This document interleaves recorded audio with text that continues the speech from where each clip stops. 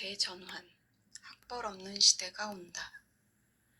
손주은, 이소영, 도현명, 신태균, 이형우, 이혜영, 송인수, 지음. 저희 회사에서 가장 기피하는 대상은 저 좋은 대학 나왔고 학점도 높았어요 라고 말하는 사람입니다. 이것으로는 이 사람이 회사에 들어와서 어떻게 일을 배우고 네트워킹을 만들어갈 수 있을지 증명하지 못합니다. 어느 학교를 나왔느냐보다는 어떤 경험을 했느냐를 중시합니다. 그 경험도 꼭 큰 기업에서 하는 경험만을 의미하지 않습니다. 작은 기업이라도 어떤 성과를 냈고 그 과정에서 다른 사람들하고 어떻게 협력하고 소통했는지를 중요하게 봅니다. 당신은 다른 사람의 성공에 기여한 적이 있나요? 라는 질문을 합니다. 그럼 바로 대답할 수 있나요? 상대가 우물쭈물해요. 그럼 좀 빨리 이렇게 재촉합니다. 그런데 그것을 참아내라고 합니다.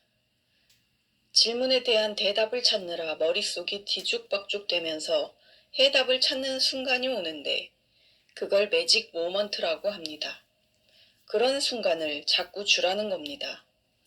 질문을 한 다음 대답을 강요하거나 재촉하지 말고 상대가 암흑 속에서 스스로 해답을 찾도록 기다리라는 것이죠.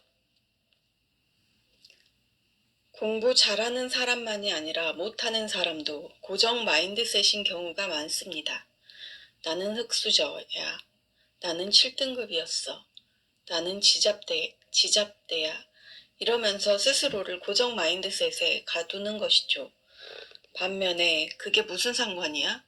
그때는 내가 흥미있는 분야를 못 찾았기 때문에 공부를 못했지만 지금은 이 분야에 흥미가 있어. 이런 친구들은 계속 성장하고 새로운 영역을 개척합니다. 정리하면 회사는 과거의 성공에 심취해 있는 사람보다는 성장 마인드셋을 가지고 성장하려고 계속 공부하는 사람, 그리고 혼자 공부하는 게 아니라 다른 사람과 함께 공부하고 나누는 사람을 뽑기 위해 노력합니다. 그래서 마음 자세가 매우 중요합니다. 앞으로 내가 해야 하는 일은 두말할 필요 없이 나를 닮은 것입니다. 그 일이 어느 그릇에 들어가느냐에 따라서 모양이 바뀔 뿐입니다. 때로는 그릇을 옮겨야 할 때도 있을 것이고요. 그런 시대가 오고 있습니다. 내가 지금 해야 할 것, 나에게 필요한 것이 무엇인지를 알고 이것을 직장이나 직업에 반영하는 게 아주 중요해지고 있습니다. 메타버스 사회란 현실과 가상이 연결되어 양분되고 이 두 생활이 분절되어 파편화되는 사회 구조를 말합니다. 이 세상을 바둑이라고 한다면 여러분은 바둑알이 될 것인가, 바둑판이 될 것인가를 질문해야 합니다. 또한 미래에 여러분이 활약할 세상이 경마장이라면 달리는 말이 될 것인가, 말을 모으는 기수가 될 것인가, 그것도 아니면 경마장 주인이 될 것인가와 같은 질문을 꾸준히 해야 합니다.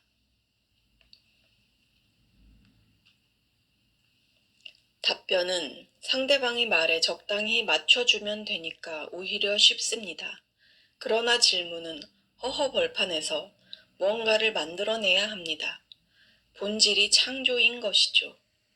다시 말해 질문은 퍼스트 무버, 변화를 주도하고 개척하는 사람의 몫이고 답변은 패스트 팔로, 제품이나 기술 등의 새로운 변화를 빠르게 따라가는 사람들이 잘하는 기술과 능력입니다. 생각하지 않으면 질문할 수 없습니다. 생각이란 건 무궁무진해야 해요. 답변은 맞는 답변과 틀린 답변이 있을 수 있습니다. 그러나 질문은 좋은 질문과 나쁜 질문이란 게 없습니다. 오히려 질문을 안 하는 게 나쁜 것입니다. 뭔가를 깊이 생각하지 않고는 도저히 질문할 수가 없기 때문입니다. 옛날에는 기업에서 물건을 고민하여 만들어 팔았다면 지금은 고객의 의견을 반영하여 물건을 만들고 있습니다. 고객이 중요한 시대가 된 것입니다. 유대인 부모는 자녀에게 오늘 뭘 배웠니? 라고 묻지 않는다고 합니다. 대신 오늘 뭘 질문했니? 라고 질문한다고 합니다. 이를 문맥적으로 보자면 가장 좋은 교육 방식은 내가 뭘 질문했느냐 라는 것으로 정의 내릴 수 있습니다. 문제의식이 없으면 질문이 안 나오니까 어떤 좋은 답변을 했느냐 보다는 어떤 좋은 질문을 했느냐가 훨씬 차원이 높다는 것을 그들은 이미 알고 있는 것입니다. 오늘 잠들기 전에 강연에 대한 소감을 어떤 형태로든지 남겨야 합니다. 일종의 프로세싱인데요. 듣는 것은 인풋이고 쓰는 것은 아웃풋입니다. 머릿속에서 프로세싱이 되지 않으면 쓸 수가 없습니다. 뭘 쓰려면 생각을 해야 합니다. 그럼 뇌가 엄청나게 활성화됩니다. 그러니까 이야기를 들으면 자기가 좋아하는 방식으로 기록해야 합니다. 쓰는 것을 좋아하면 쓰고, 컴퓨터에 입력하는 것을 좋아하면 입력하고, 찍는 걸 좋아하면 사진으로 찍어 남겨두는 것입니다. 기록 방법은 무궁무진합니다.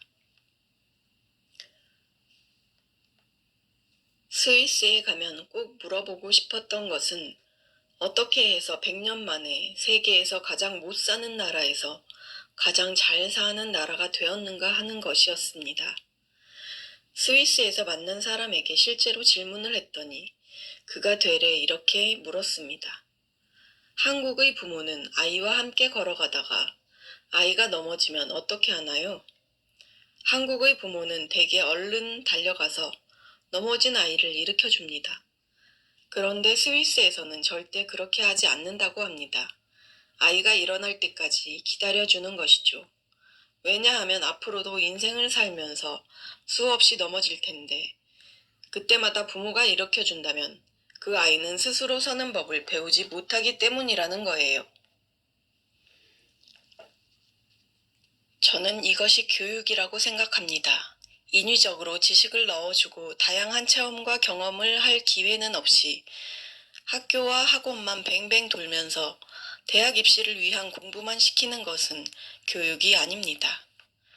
교육은 아이가 가지고 있는 본연의 결이 잘 드러나도록 도와주는 것입니다. 돈은 행복을 늘리는 데는 거의 도움이 되지 않습니다. 불행을 예방하는 데는 도움이 됩니다.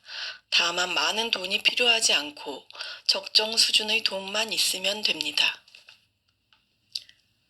신경과학적으로 볼 때 건설적인 비판이라는 말은 성립하지 않습니다.